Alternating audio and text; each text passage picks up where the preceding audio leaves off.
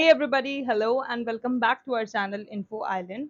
So guys, in today's video, we are back with the SSC examination series, and in today's video, what are we going to do is we will be sharing some of the questions, the previous year questions with you that were previously asked in the question paper of SSC CHSL.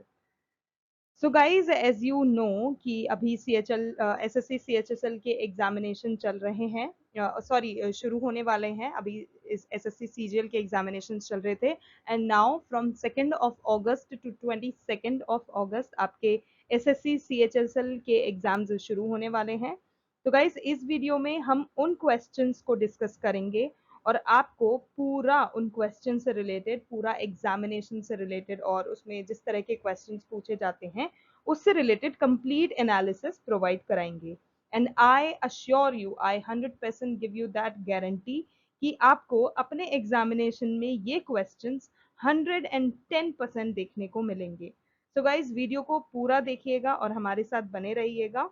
और SSC CHSL के exam के daily analysis के लिए हमारे channel को subscribe करना ना भूलें और उसके पास एक बेल आइकन गिवन है, उसको भी प्रेस कर दीजिएगा, जिससे कि जब भी हम एक नई वीडियो के साथ आए आपको उसका नोटिफिकेशन मिल जाए, जिससे कि हम कनेक्टेड रह सकें और आपको सारी इंफॉर्मेशन टाइमली प्रोवाइड करा सकें। तो चलिए दोस्तों, आज का वीडियो शुरू करते हैं। जैसे कि मैंने आपको बताया, इसमें हम सारे क्वेश्चंस शेयर करेंगे जो प्रीवियसली एग्जामिनेशन में पूछे गए हैं और इस साल एग्जामिनेशन में आने की 110% 100% एक्यूरेट आंसर्स के साथ हम जो आपको दिखा रहे हैं, 100% चांसेस है कि वो आपको एग्जामिनेशन में आएंगे। तो चलिए वीडियो को शुरू करते हैं। तो गाइस, पहला क्वेश्चन जो पूछा गया था वो था, किस घटना के बाद महात्मा गांधी ने असहयोग आंदोलन वापस ले लिया था। तो गाइस, ये बहुत इंपॉर्टेंट क्वेश्चन है आपके CHSL एग्जामिनेशन से रिलेटेड, तो इसको अच्छे से याद करिएगा। तो अगर हम असहयोग आंदोलन की बात करें जिसके दौरान 5 फरवरी 1922, तो यहाँ पर जो इंपॉर्टेंट डेट आपको याद रखनी है वो है 5 जनवरी 1922 में हुए चौरी चौरा घटना के बाद महात्मा गांधी जी ने उस आंदोलन को वापस ले लिया था। तो यहाँ पर जो है असहयोग आंदोलन तो है ही इंपॉर्टेंट, उसके बाद जो आपका चौरी चौरा घटना जो हुई थी, जो कि हमारा 5 फरवरी 1922 में हुआ था, तो चौरी चौरा घटना के बारे में भी आप अच्छे से याद कर लीजिएगा। तो इसका जो करेक्ट आंसर है वो है, चौरी चौरा घटना के बाद महात्मा गांधी जी ने उस आंदोलन को वापस ले लिया था। तो आप ये जो 5 फरवरी 1922 डेट है ये अच्छे से याद कर लीजिएगा। अगले प्रश्न की बात करें तो अगला जो प्रश्न आया था वो है, कुचिपुड़ी नृत्य की शुरुआत भारत के किस राज्य में हुई थी। तो इसका जो करेक्ट आंसर है वो है आंध्र प्रदेश। जैसे कि जो कुचिपुड़ी नृत्य है इसकी जो उत्पत्ति हुई थी, जो शुरुआत जो हुआ है, ये आंध्र प्रदेश राज्य में हुई थी। तो जो इसका करेक्ट आंसर है वो है आंध्र प्रदेश। नेक्स्ट क्वेश्चन की अगर हम बात करें तो 2019 में प्रधानमंत्री नरेंद्र मोदी ने किस जगह पर योग का कार्यक्रम किया था। तो इसका जो करेक्ट आंसर है वो है रांची। तो जो इंटरनेशनल योगा डे, जिसे हम योग दिवस के नाम से भी जानते हैं, तो जो अंतर्राष्ट्रीय योग दिवस 2019 था, ये झारखंड की राजधानी रांची में हुआ था। तो आपको जो चीजें याद रखनी है, हम की पॉइंट्स आपको कुछ बता देते हैं। तो पहला जो बात करें वो था 5वां अंतर्राष्ट्रीय योग दिवस। तो यहाँ पे 5वां इंपॉर्टेंट चीज है। उसके बाद इंटरनेशनल योग डे 2019 PM नरेंद्र मोदी ने कहा किया था, झारखंड की राजधानी रांची में योग दिवस मनाया था। और अगर पूछा जाता है, अगर आपसे ये क्वेश्चन किया जाता है कि रांची में कहां पर किया था, तो रांची में एक प्रभात तारा मैदान के नाम से एक मैदान उपस्थित है जहां पर इसका मुख्य समारोह का आयोजन किया गया था। अगला सवाल जो आपसे पूछा गया था वो है, जून 2022 में किस राज्य में काशी यात्रा योजना शुरू की गई है। जिसका आंसर है कर्नाटक सरकार द्वारा। तो अगर हम बात करें किस राज्य, तो उसका करेक्ट आंसर होगा कर्नाटक। जून 2022 में कर्नाटक सरकार द्वारा काशी यात्रा योजना शुरू की गई है, जिसमें उत्तर प्रदेश के वाराणसी में काशी विश्वनाथ मंदिर, जिसे हम काशी विश्वनाथ टेम्पल के नाम से भी जानते हैं, उसकी तीर्थ यात्रा करने के इच्छुक 30,000 तीर्थ यात्रियों में से प्रत्येक को रुपीज एज एन 5,000 रुपए की नगद सहायता की पेशकश की जाएगी। तो जो इम्पोर्टेंट फैक्टर है यहाँ पे, एक तो आपका यही हो गया, कर्नाटक सरकार ने करा है। दूसरा, जितने भी टोटल 30,000 तीर्थयात्रियों में से जितने भी तीर्थयात्री हैं, उसमें से प्रत्येक को जो ये हमारी कर्नाटक सरकार है वो क्या करेगी, 5,000 रुपए की नगद सहायता देगी।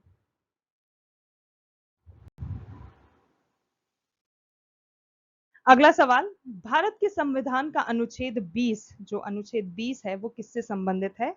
तो इसका आंसर है अनुच्छेद 20 जो है वो अपराधों के लिए सजा के संबंध में संरक्षण से संबंधित है।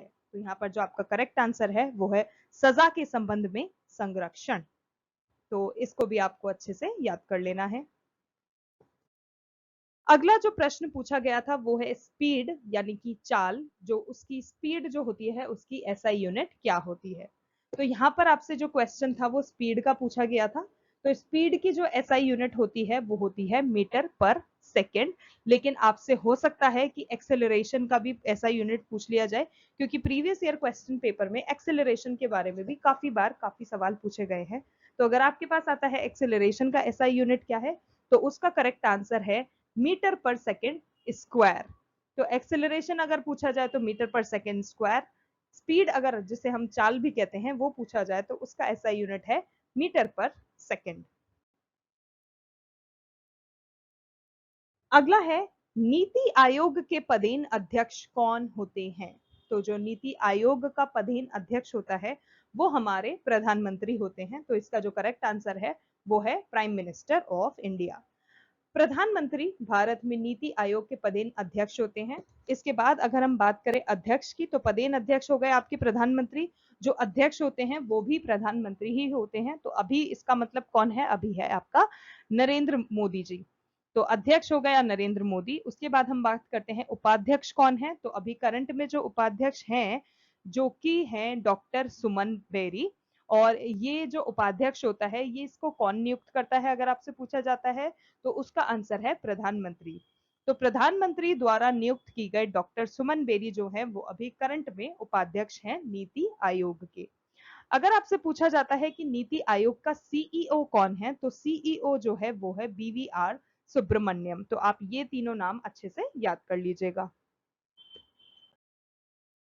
इसके बाद आता है कुल्लू दशहरा किस राज्य में मनाया जाता है? तो जो कुल्लू दशहरा होता है वो उत्तरी भारत में हिमाचल प्रदेश राज्य में अक्टूबर के महीने में मनाया जाता है। तो यहाँ पे की पॉइंट्स आपके हो गए। सबसे पहले तो करेक्ट आंसर की हम बात करें, कुल्लू दशहरा किस राज्य में मनाया जाता है, तो करेक्ट आंसर है आपका हिमाचल प्रदेश राज्य में।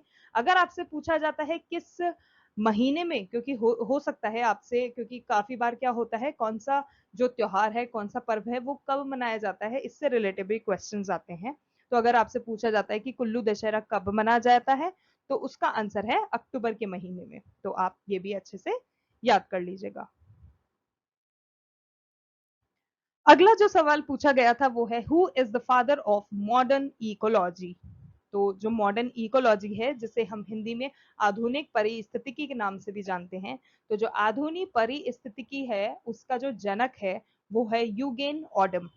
तो आपको जो नाम पता होना चाहिए वो है यूगेन ओडम। अगला सवाल, गिनीज बुक में आशा भोसले का नाम किस वर्ष दर्ज किया गया था? तो इसका जो करेक्ट आंसर है वो है 2011। 2011 में आशा भोसले को उनके एकल गानों की वजह से, अगर आपसे पूछा जाता है किस चीज के लिए उनको ये गिनीज वर्ल्ड रिकॉर्ड बुक में नाम दर्ज किया गया था, तो वो है उनके एकल गानों की वजह से। और किस साल, तो वो है 2011। तो उनके एकल गानों की वजह से 2011 में उनका नाम गिनीज वर्ल्ड रिकॉर्ड में दर्ज कर दिया गया था। उसके बाद आता है हुगली नदी के तट पर प्रथम अंग्रेजी कारखाना किस वर्ष स्थापित किया गया था? तो इसका जो करेक्ट आंसर है वो है 1651। तो जो 1651 साल है उसमें जो ये हुगली नदी के तट पर एक प्रथम अंग्रेजी कारखाना स्थापित किया गया था। तो हम बात करें पहले अंग्रेजी कारखाने की, तो जो पहला अंग्रेजी कारखाना 1651 में बंगाल में हुगली नदी के किनारे स्थापित किया गया था। अगला सवाल, जो मयूर शर्मा थे, मयूर शर्मा द्वारा किस वंश की स्थापना की गई थी? तो इसका जो करेक्ट आंसर है वो है कदम्ब साम्राज्य की। और अगर हम बात करें कि कब हुई थी, तो वो हुई थी 345 ईसा पूर्व में। और अगर आपसे पूछा जाता है कि कदम्ब साम्राज्य की राजधानी क्या है, तो वो है बनवासी। तो ये चीज आप अच्छे से याद कर लीजिएगा। अब हम बात करते हैं मयूर शर्मा के बारे में। यहाँ हम चाहते थे कि आपको मयूर शर्मा के बारे में थोड़ा कुछ पता पड़ जाए, जिससे कि आपके एग्जामिनेशन में आपको हेल्प हो। तो जो मयूर शर्मा है वो मैसूर में राज्य करने वाले कदम्ब वंश का प्रवर्तक था। तो जो मयूर शर्मा था, सबसे पहली बात, कहाँ से बिलोंग करता है? मैसूर में राज्य करने वाले कदम्ब वंश का प्रवर्तक था। उसने पल्लव राज्य के विरुद्ध विद्रोह करके कर्नाटक प्रदेश में अपनी एक स्वतंत्र सत्ता स्थापित कर ली थी। तो यहाँ पर अगर आपसे पूछा जाता है किसको हराया था, किसके विरुद्ध विद्रोह किया था, तो वो हो जाता है आपका पल्लव राज्य। और क्या हासिल किया था? कर्नाटक प्रदेश को फिर उन्होंने अपनी एक स्वतंत्र सत्ता बना ली थी। वैजयंती अथवा बनवासी को अपनी राजधानी बनाया। तो अभी जैसे कि हमने आपको बताया कि बनवासी राजधानी है, उसके साथ साथ वैजयंती जो है ये भी उन्होंने अपनी राजधानी बनाई। मयूर शर्मा जाति से ब्राह्मण थे। तो ये भी आपको पता होना चाहिए कि वो कौन सी जाति से थे। तो वो ब्राह्मण थे, किंतु उनके जो कर्म थे वो क्षत्रिय के समान थे। तो ये चीज भी इंपॉर्टेंट होती है एग्जाम्स पर पर्सपेक्टिव से। उसने कांची के पल्लव वंश के विरुद्ध विद्रोह कर दिया था। और मयूर शर्मा ने संभवतः चौथी शताब्दी ईस्वी में कदम्ब वंश को आरंभ किया था। तो कदम्ब वंश से अगर आपको पूछा जाता है सवाल कि कब किया था, तो उत्तर होगा चौथी शताब्दी। दक्षिण भारत में विस्तृत क्षेत्रों को जीतकर मयूर शर्मा ने अपने राज्य का विस्तार किया। तो इसी तरह से वो दक्षिण भारत तक भी पहुंच गए थे। अभिलेखों से पता चलता है कि काकुत्स्थय वर्मा ने अपनी कन्याएं गुप्तो तथा अन्य नरेशों को ब्याई थी। तो ये चीज भी आपको पता होनी चाहिए। तो यहाँ पर गुप्ता और अन्य नरेशों का भी एक इम्पोर्टेंट पॉइंट है।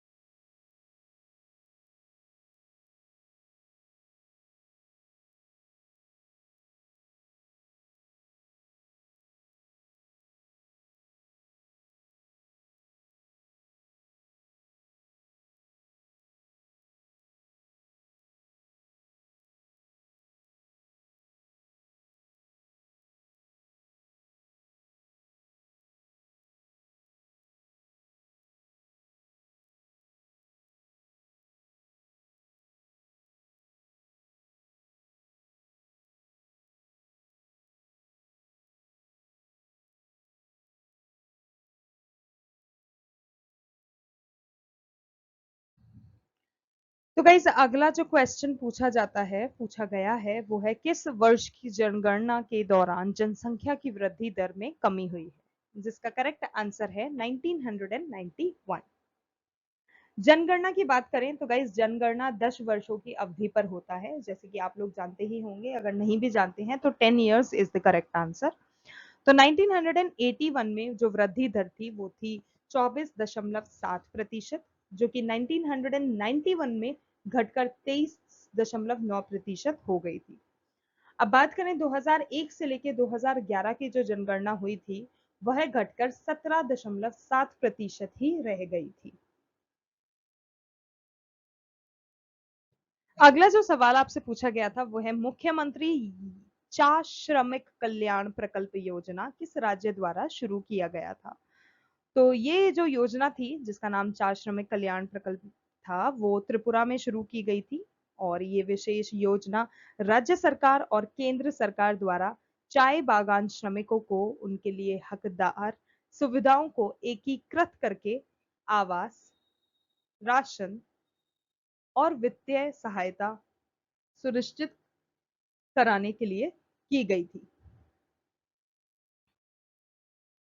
अगला अगर हम बात करें तो वह है पद्म श्री पुरस्कार विजेता गुलाबो सपेरा किस लोक नृत्य से संबंधित है। तो यहाँ पर आपका करेक्ट आंसर है कालबेलिया। तो जो कालबेलिया नृत्य है वो उससे रिलेटेड है, और इनको अवार्ड मतलब पद्म श्री कब मिला था, तो वो मिला था 2016 में।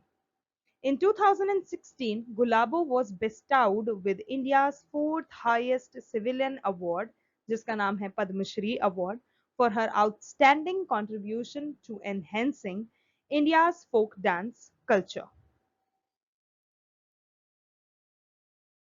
अगला अब हम आपको बताना चाहेंगे कुछ कालबेलिया नृत्य के बारे में। तो जो कालबेलिया नृत्य है वो कहाँ का एक प्रसिद्ध नृत्य है।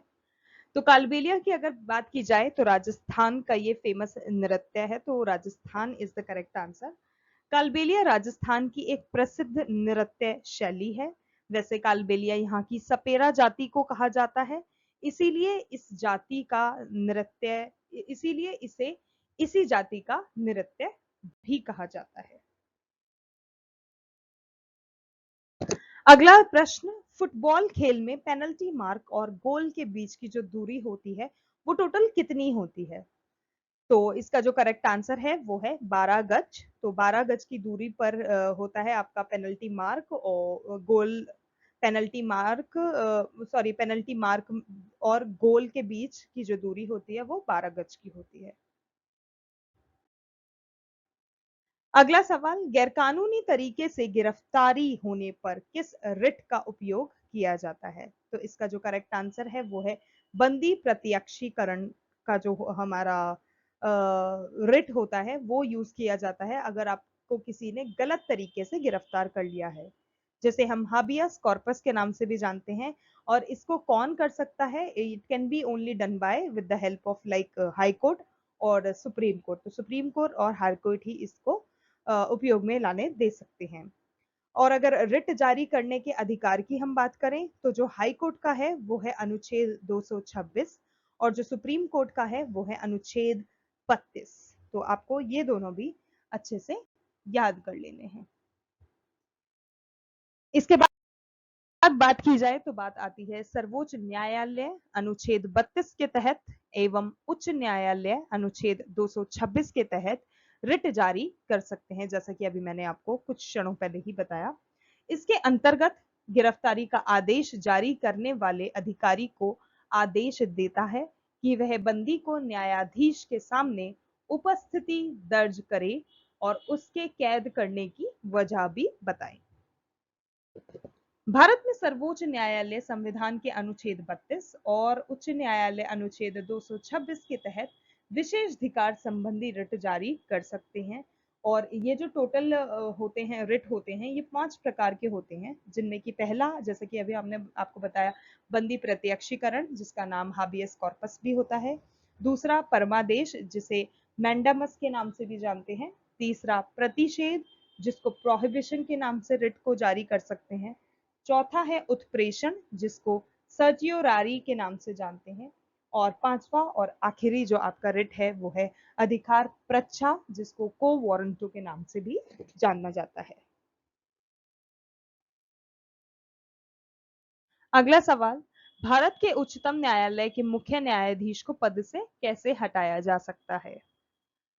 तो जैसे कि किसी राष्ट्रपति को महाभियोग के माध्यम से सिर्फ और सिर्फ एक संसद ही हटा सकता है। तो अगर जो राष्ट्रपति होता है उसको जो उसका जो पोजीशन होता है उससे एक संसद ही हटा सकता है। उसी तरह से अगर हम बात करें भारत के उच्चतम न्यायालय न्यायाधीश के बारे में, तो उसको भी सिर्फ और सिर्फ संसद ही हटा सकता है। तो यहाँ पर आपका संसद इज द करेक्ट आंसर।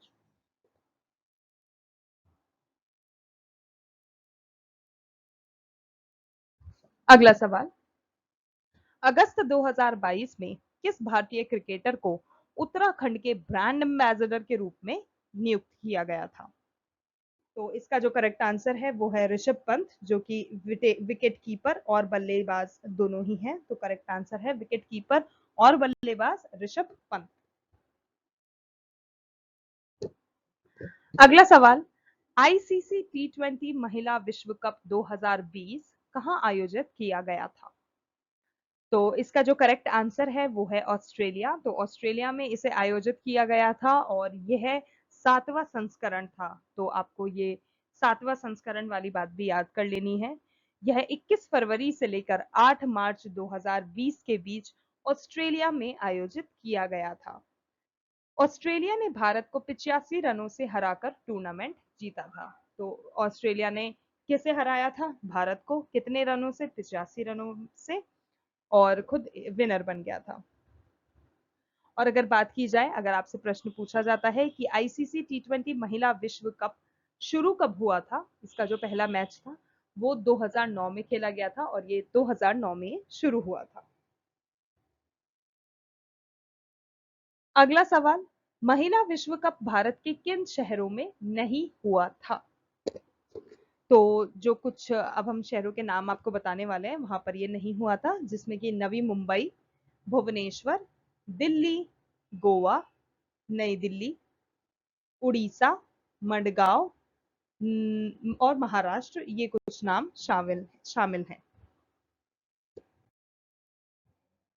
जिसमें अगर हम चैंपियंस की बात करें तो चैंपियंस रही थी स्पेन, जिसे दूसरा खिताब मिला था। रनर अप की बात करें तो वह है कोलंबिया और तीसरा स्थान जिसको मिला था वो था नाइजीरिया। अगला सवाल, भारत में डाकघर बचत के अन्य जमा मुद्रा आपूर्ति में शामिल है क्या? तो इसको हम इस तरह से भी पूछा जा सकता है आपसे कि in India other deposits of post office savings they are included in dash money supply. तो इसका जो करेक्ट आंसर है वो आपका M4 यानी कि M4 माप में शामिल है। तो भारत में राष्ट्रीय बचत प्रमाण पत्र के अलावा डाकघर बचत के अन्य जमा पैसे की आपूर्ति के M4 माप में शामिल है। तो यहाँ पे M4 is the correct answer.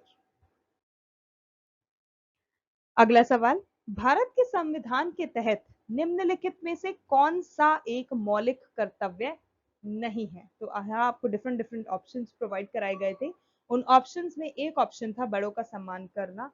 तो जो बड़ों का सम्मान करना है वो आपका करेक्ट आंसर है, क्योंकि यह एक मौलिक कर्तव्य नहीं है। अगला है, शरीर की मूलभूत संरचनात्मक और कार्यात्मक इकाई को क्या कहते हैं?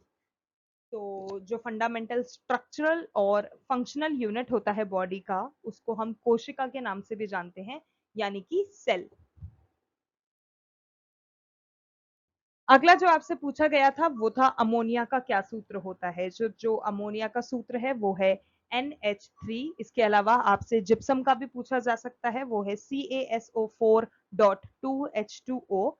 इसके अलावा अगर आपसे पूछा जाता है कि प्लास्टर ऑफ पेरिस का रासायनिक सूत्र क्या है, जो कि पहले भी प्रीवियस ईयर के काफी क्वेश्चन पेपर्स में हमने देखा कि पूछा गया है, तो उसका जो करेक्ट आंसर है वो है CaSO4.1/2H2O। अगला सवाल, लावा से कौन सा मिट्टी बनता है? तो जो काली मिट्टी होता है वो लावा से बनता है। लावा से बनने वाला काला मिट्टी, जिसे हम रेगोर भी बोलते हैं। तो काली मिट्टी कपास की उपज के लिए महत्वपूर्ण है। तो अगर कोई ऐसा राज्य है, ऐसी कोई जगह है जहाँ पे कॉटन का प्रोडक्शन अच्छा होता है, तो वहाँ के लिए बहुत एसेंशियल है कि वहाँ की जो मिट्टी हो वो काली मिट्टी हो, क्योंकि कॉटन के प्रोडक्शन के लिए काली मिट्टी आपके लिए बेहद जरूरी है। यह मिट्टी लावा प्रदेश में पाई जाती है, जो कि गुजरात, महाराष्ट्र, मध्य प्रदेश समेत आंध्र प्रदेश में उपस्थित होती है। तो ये नाम भी आपको अच्छे से याद कर लेने हैं।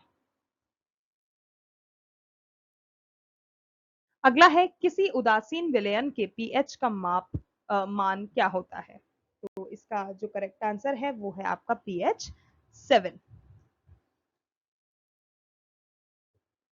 कुमकुम मोहंती को 2005 में कौन सा अवार्ड मिला था?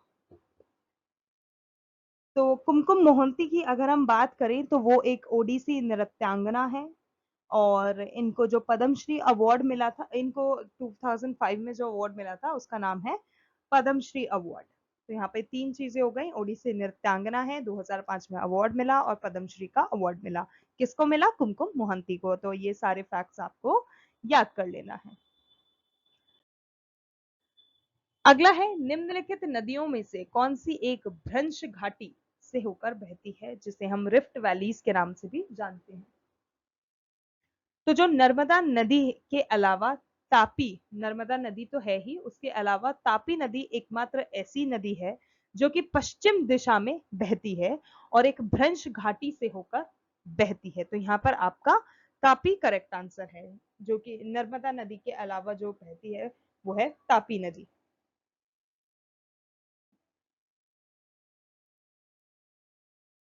अगला सवाल, असम के पारंपरिक नए साल के रूप में कौन सा त्योहार मनाया जाता है? तो अगर हम बात करें असम के त्योहार की, तो असम में एक साल में 3 बिहू मनाए जाते हैं। मतलब बिहू जो वहाँ का प्रसिद्ध लोक नृत्य है वो मनाया जाता है। तो 3 तरह के होते हैं वो। पहला हो गया आपका बोहाग बिहू, या फिर इसे रोंगाली बिहू के नाम से भी जाना जाता है, जो कि वैशाख में मनाया जाता है और अप्रैल के मध्य ये आता है। दूसरा माघ में मनाया जाता है, जो कि जनवरी के मध्य में आता है, और इसको भी बिहू के नाम से जाना जाता है। और तीसरा आता है काटी, जो कि कार्तिक अक्टूबर के मध्य मनाया जाता है। ये तीन जो आपके 3 प्रकार के बिहू हैं, ये असम में एक साल में मनाए जाते हैं।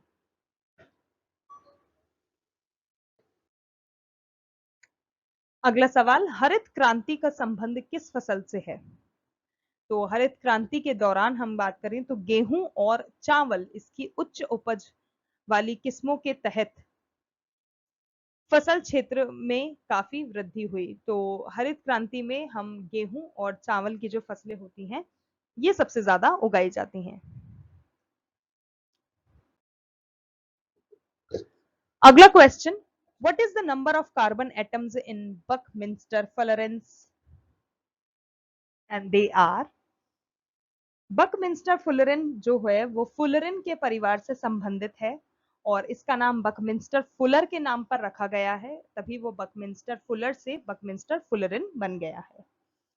इस अणु में कार्बन की छोटी इकाइयां एक दूसरे से सिंगल और डबल बॉन्ड से जुड़ी होती हैं, यानी कि 20 तो हेक्सागन होते हैं और 12 पेंटागन एक दूसरे से जुड़े होते हैं, और इन टोटल अगर हम बात करें तो टोटल 60 कार्बन एटम्स होते हैं।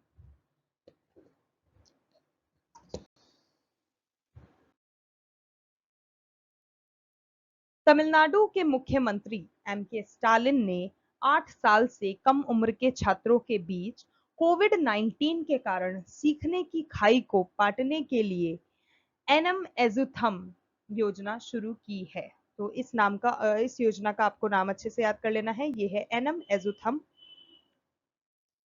योजना। तो कहां पर की गई है? ये तमिलनाडु में की गई है, तमिलनाडु के मुख्यमंत्री एम के स्टालिन के द्वारा। इस योजना का जो उद्देश्य है वो है 2025 तक मूलभूत साक्षरता और संख्यात्मक का को सुनिश्चित करना है।